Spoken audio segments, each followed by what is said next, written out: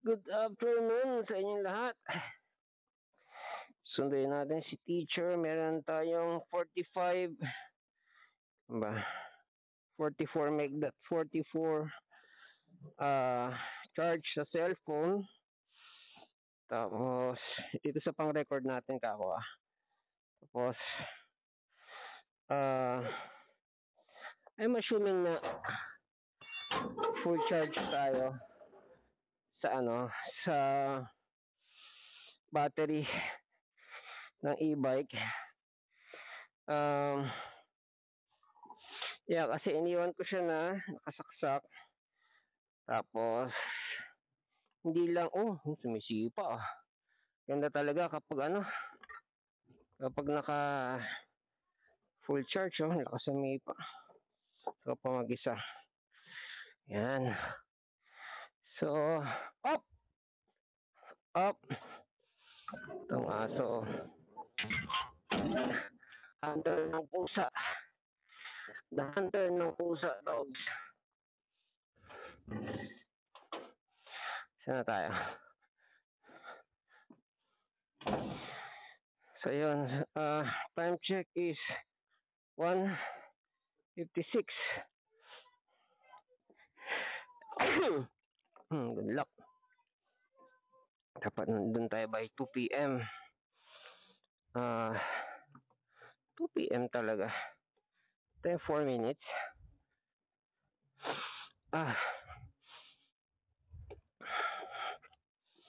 Yan nga. Ilan tayo? Yan puhunan natin. 70? 76 lang? Uy! 76 lang tayo? Kailan ka pa to? Joke naman to eh.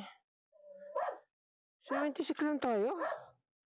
Parang kanina nakita ko 80 kaya. Kailangan natin sumaksak pagdating dun. 76 lang to. Diba? Hindi makapaniwala. Kanina ko pa to sinaksak umaga pagdating ko something's wrong. Or either that or ang lakas na talagang bumaba ng charge ng battery. 73. Sobrang lakas bumaba ng charge ng battery kung ganun. Ay, buti na lang suot ko yung aking brand new shades na monochromic pang bisikleta to. Pero suot ko na rin dito kasi yung shades na imported na Japan yung Gucci ko na shades na supposedly dark, bakit masakit pa rin sa putya, hindi ko pala natali leg ko, shit. Bakit masakit pa rin sa mata? Whereas eto malinaw-linaw. Actually malinaw-linaw to eh. Hindi siya talagang totally yung hindi mo kita. Parang yung tao na tinitingnan mo, kita ka pa rin eh. Yung mata mo, kita nila na nakatingin ka gano'n. Ganun ibig sabihin. Kita ka pa rin eh. Tawag na ito. Ito yung sabihin ko.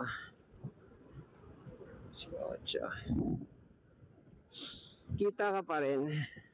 Pero, katulad yung ganito, hindi masakit ang mata ko. Sa bagay, hindi ko pa siya nagagamit ng alas 7 ng umaga. Kasi alas 7 ng umaga pa uwi, yung araw dito, sapul na sapul talaga mata mo.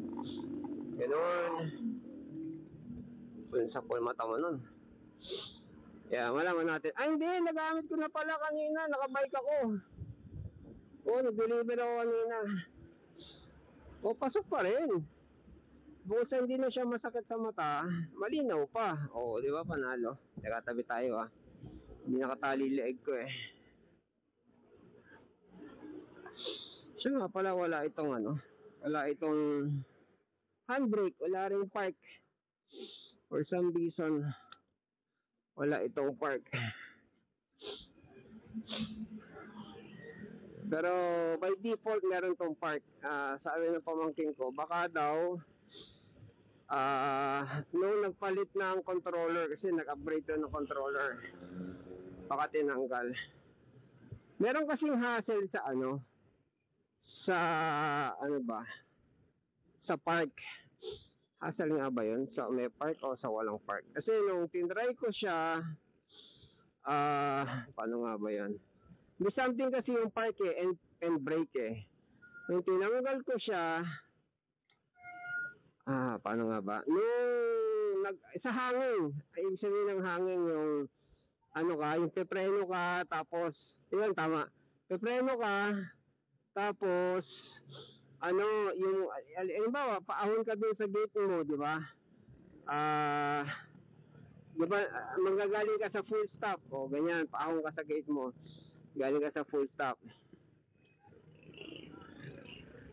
Hindi siya gagana cylinder kapag from brake. Tama ba yun? Oo, whereas ngayon wala nang park, from brake, naka-brake ka, naka-stop. Pag dinita mo yung brake, sabay silinyador, abante. Yun. Yun ang advantage ng park.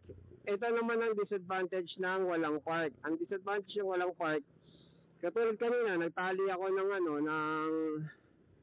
nagsukbit ako ng helmet, yung strap. Inano ko, ang tawag nito, tumabi ako nang nakapalusong. Sa isipin mo, hindi ka hawak ng manibela pareho na palusong. Tapos walang park. E di umaabante yun, merong force na umabante. Yun ang disadvantage yun. Whether palusong or patras. Kung patras, may workaround ako doon. Ang workaround ko sa patras, in-stand ko yung kaliwa, yung side stand, tapos kinakalang ko yung paa ko. Yun ang workaround ko doon. Pero yung palusong, wala akong workaround talaga. Iaapa ko muna talaga yung paa mo na umabante. Lalo na yung lusong na lusong, yung wala kang choice doon. Kahit patayin mo pa yung makina, patayin mo pa yung ignition, aabante atras. Wala kasi siyang park. Either park or anong tawag doon, kumbaga handbrake, wala siyang ganon.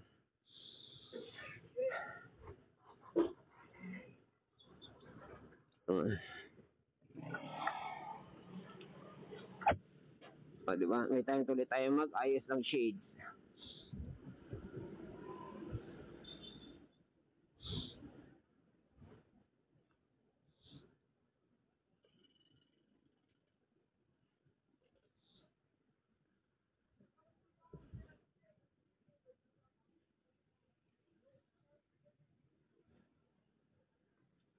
EM100.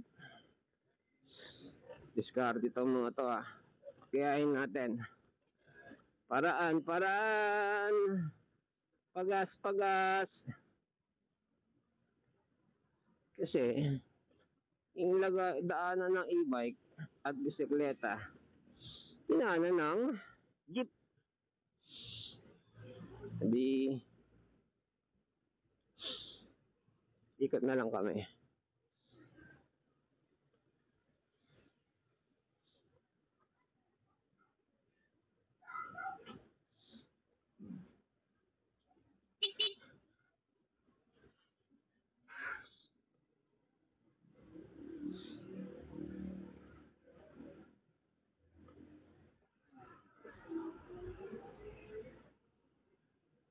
Yaris.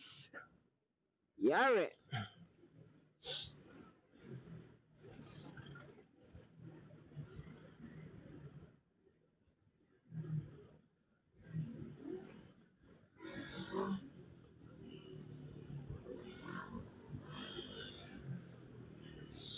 Sabi nung binilihan ko ng battery, bumili ako kasi ng battery, lead acid bago pa 2 months old lang. Sabi niya, nag-upgrade kasi siya sa lithium. Sabi niya, yung number 1 ko, parang number 1 ko sa lithium ngayon, parang number 3 sa lead acid dati. Di ba? So gaganda talaga. Katulad niya, bagong charge. Oh. Tama na bakit? 77. Ayun. 77. 77.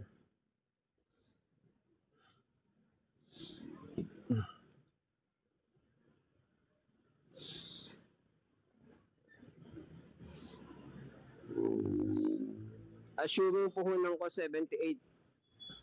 Isa pa lang nababawas.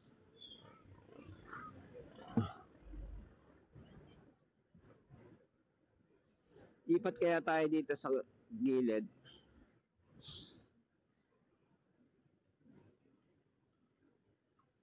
Ang kulit nitong crate na to, no?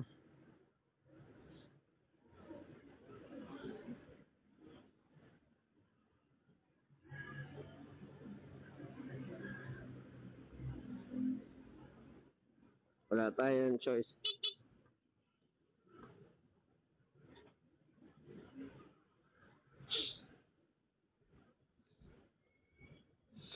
Anong truck yun? 10-wheeler? Hindi ko napansin.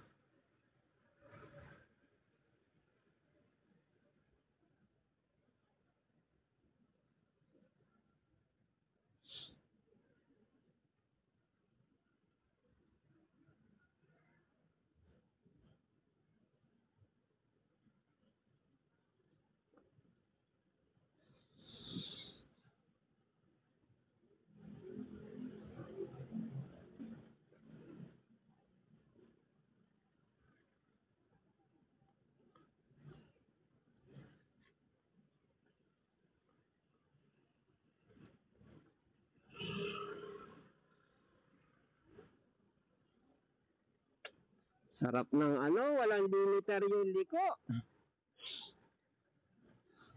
Dati pag bumabali ako ng manibela, tug, ramdam mo yung tug, ramdam mo yung bangka ng yun sa tug ramdam mo yung limit. Mga ganyan sa mga singit-singit. Kagaya kanina sa parking mula sa pagkakaparada doon sa garahe. Ang ganda ng pihit. Kasi nakaharang na drum doon, ganun. Dito sa gate, ganyan, babangga sa likod. Ganda. Dahil yan sa nag-upgrade. Nag-upgrade ako ng bearing.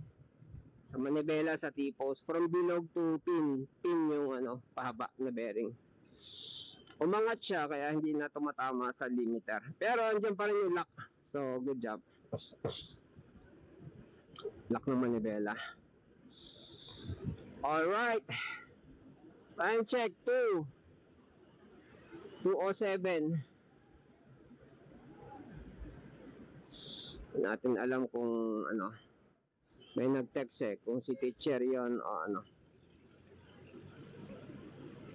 Telegram lang.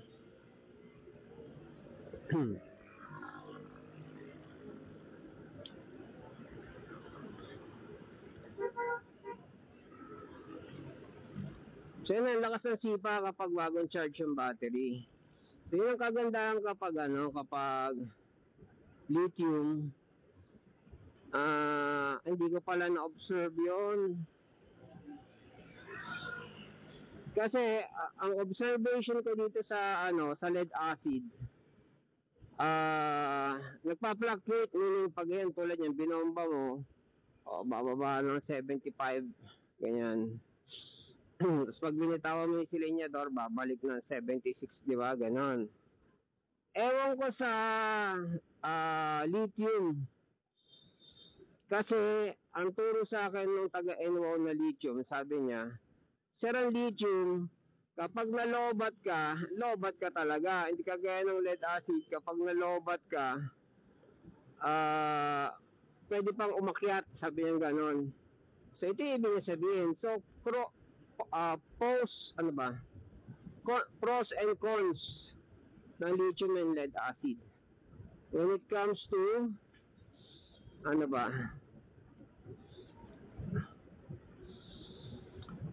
when it comes to acceleration, kasi the more na kapag the more kasi the higher the volts, ganyan, the higher the volts, the better the acceleration. Katulad niya, no, 67, no. 67, hanggang doon na lang siya, umuugong na. Kasi nga, bumababa siya. Ewan ko nga, hindi ko nga na-observe dun sa lithium eh. So, malaman ko pag nag-upgrade na ako sa lithium.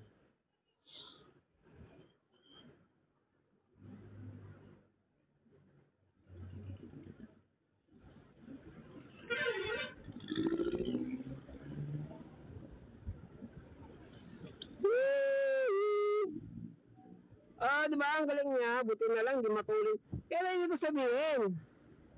Kung matulin ako, at matulin ako magpatakbo, tapos may mga ganon, di disgrasya. Diba? Or matulin yung motor mo, tukso yung matulin. Grabe siya magpatakbo eh, malano eh. Tom Cruise sa Mission Impossible. Masyadong nanonood yata ito ng mga James Bond movie. Mahirap pumreno nun. Pag pinreno ako ng todo yun, i-skid ang gulong ko, tsaka sasayo ako nun. Yan na lang. Kapag matulin, buti na lang hindi ako nagtutulin masyado. And average lang yung takbo nito. Kung yung force na e-bike, yung 3,000 watts WP, tsaka 6,000 na controller. Wow. Tapos piniga ako ng gano'n, lumilipad. Sa pool. Sa poolan kami. Pros and cons ng matulin.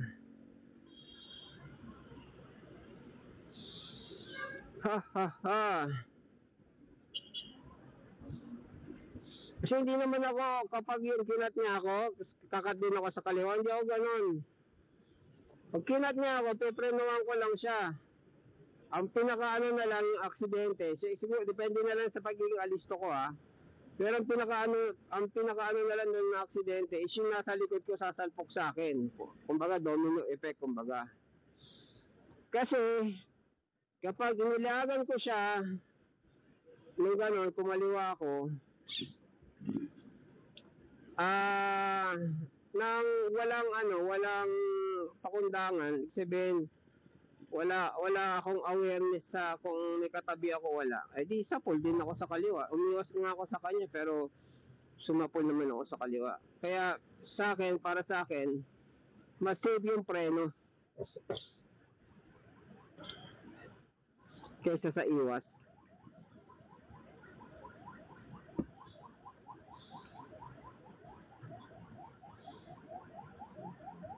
And then yung preno, hindi ako todo tiga magpreno. Preno ko yung enough lang na hindi kami magpapang-abot.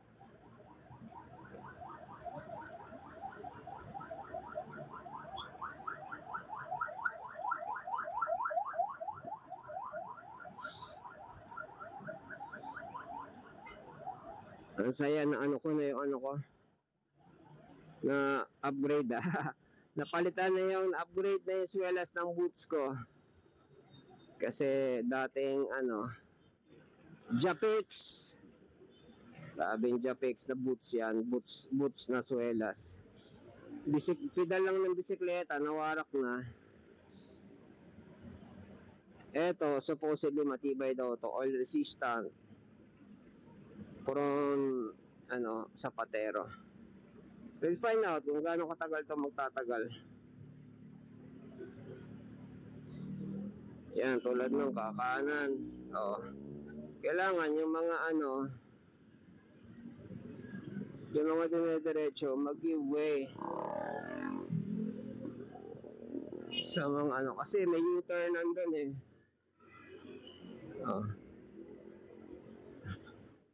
Huwag yung magagalit na, ba't kumakanan to? Galing yung kaliwa, natural, kita eh.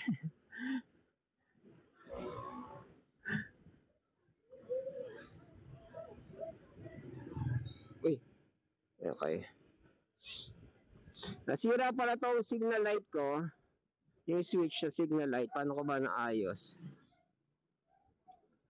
Nasira yan. Parang naghugas ako ganyan. Hugas ako. Ano nangyari? Paghugas ko. Hinugasan ko to sa manibela. Ah, hindi! Ulan! Naligo ako sa... wala akong choice eh. Sumugod ako sa ulan eh. So basa ito, nababara ng tubig tong sa manibela. Ngayon, edi ano ginawa ko?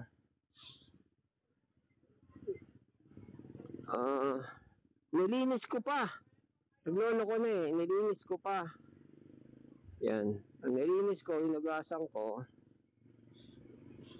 Naglolo ko na yung silinyador nun eh. Ayaw na gumana nung signal light. Nilagyan ko pala ng langis. Hindi, ganito pala yun. Ulit. Maganit yung signal light switch. Dito, signal light switch. Maganit, ang tigas. Nakabuisit. Mas ayaw ko na mag-signal. Maganit, ang tigas. Parang kasi gitna kanang kaliwa yun, di ba? Pag mula gitna, kakanan ng kunwari pag ibabalik mo sa gitna, sa sobrang tigas niya, napupunta mo sa kaliwa. Kaya tataka, ba't ako naka-left turn? Naisosobrahan ko pala. Kasi matigas nga. Pag tinihit mo, matigas. So, ginawa ko, in-spray ako ng langis. WD-40. Tapos parang pinatakan ko pa ng langis na Singer oil. Lumambot na, good job.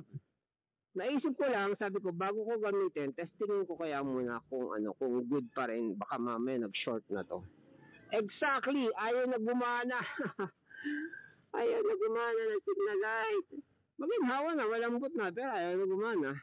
Ko patay, wala akong signal. Paano yung mga ganong U-turn, importante yung signal dun. Ginawa ko, eto. Buti na lang, meron akong mumurahin na hair dryer from Shopee. Bili ko lang doon 200.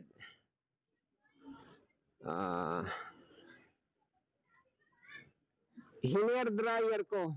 Alam ko na hindi pwedeng sumobra dahil masusunog kasi mainit yung ginamita ko ng temperature.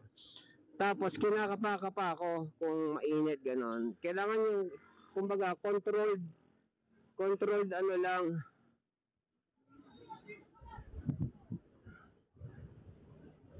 Kailangan controlled lang yung tawag nun. Controlled lang yung temperature, kapakapain mo. Wag mo sunugin kasi nasunog, di wala na. Si init dun yung hair dryer pag yung nilagay mo sa hot, yung merong heater. So, ginanong ko siya ng ginanon, binobomba ko yung butas, yung singit-singit. Tapos sinetesting ko hanggang sa gumana. Ayun! Awa ng gumana. Adi best of both worlds, gumana na, malambot na, naayos pa yung sira. Pati yung silinyador net, hindi pala silinyador, switch ng 1, 2, 3. May diferensya to. Tin-troubleshoot ko to. Medyo may pagka-electrician ako eh. Ang ginawa ko, binuksan ko. Hindi, actually gusto kong buksan dito sa yung pinaka-switch sa manibela. Sabi ko, pucha, parang hirap buksan. Buksan ko ba yun? Parang binuksan ko yata eh. Hindi, hanggang wire lang ako. Ang una kong tin-troubleshoot, yung mga dugtong. Yan, dugtong. Kasi, nung nagkakaproblema, yung dugtong nire-receipt ko, ibig sabihin, bunot taksak. Ganun yung ginagawa ko na ayos. Pero bumabalik din. Ginukuha sa bunot taksak yung mga dugtong ng wire. Kaya ginawa ko sa buisit ko, ayaw mo ng bunot taksak ha. Pinutol ko yung connector. Tapos narekta ko na lang. Ibig sabihin, putol connector, expose ng wire, tapos pinalupot ko yung wire, yung the usual na ginagawa ng tatay electrician. Tapos tape. Yun. Siguro naman, di na makakala siya. Ganun din lang ako. Dito sa controller, dalawa eh. Tsaka sa harap dito sa panel sa manibela. Dalawa.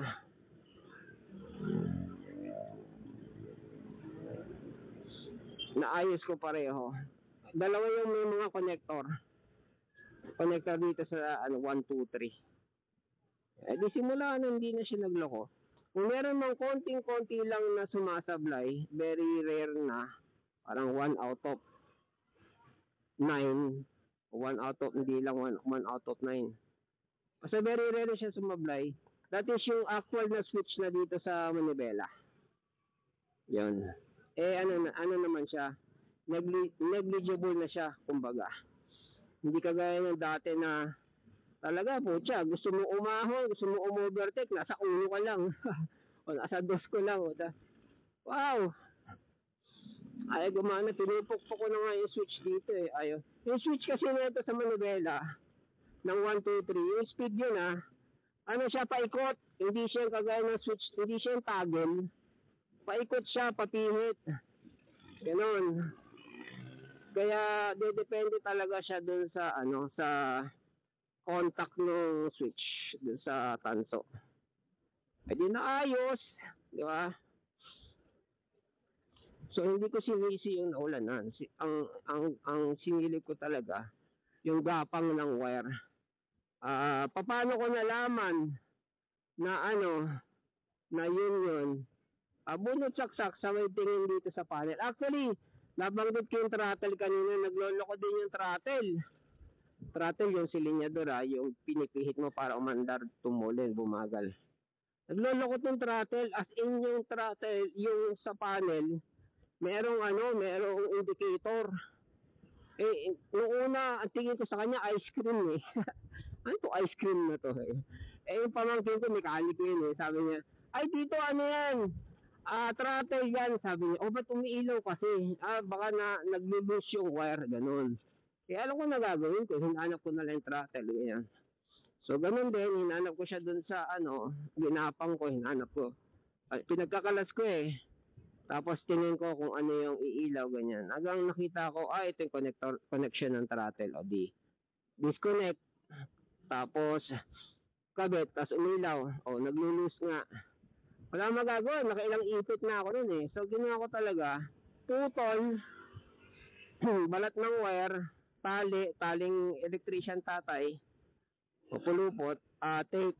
O, tapos yun na, gumana na. Hindi na siya nagloloko ever since. Dati, problema yun. Isipin mo, nasa gitna ka ng kalsada, tapos tutunog o ilaw yung throttle. So, wala kang magagawa. Kahit kahit hihitin mo, hindi siya aandar. O, paano mo ayusin yun? Sige nga, nasa gitna ka ng umuulan pa. Sabi ko, paglalaanan ko ng oras to. O, inayos namin. Alam ko nung kami nga ng pamangkin ko dahil inaabot kami ng gabi, ilaw namin sa labas, hindi naman kaliwanagan. Ilaw lang. Ilaw, lang, wala lang, basta lang may ilaw. Ilaw namin, pinasok namin sa loob, sa sala, kasi ilaw namin sa sala maliwanag eh, tatlong 30 watts yun, na chandelier style, liwanag. Doon kami troubleshoot. Di ayos. No more throttle problem.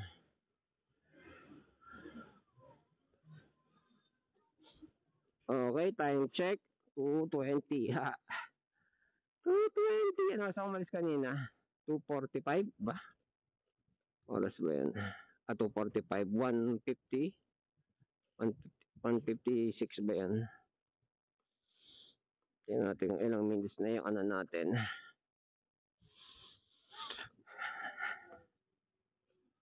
Bilis din natin, ilang kilometers yun? 12. 12 kilometers. May lakad kasi sana ako ngayon, may hearing kami sa barangay. Yung utol ko, i-eject niya na yung umuupa sa kanya. Ako lang humaharap dahil busy siya, negosyante siya.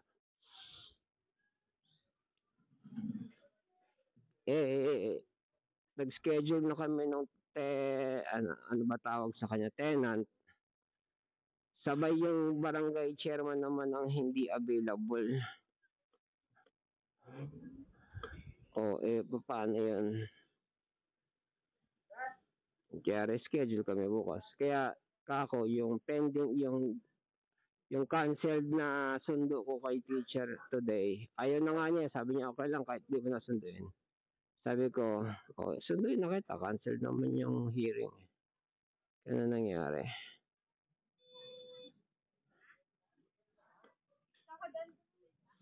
Anyway, hello. Was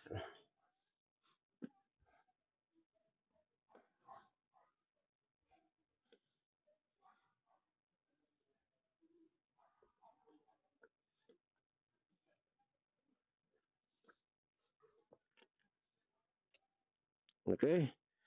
We're here. Ay, hindi ko na check. 30 minutes. 30 minutes.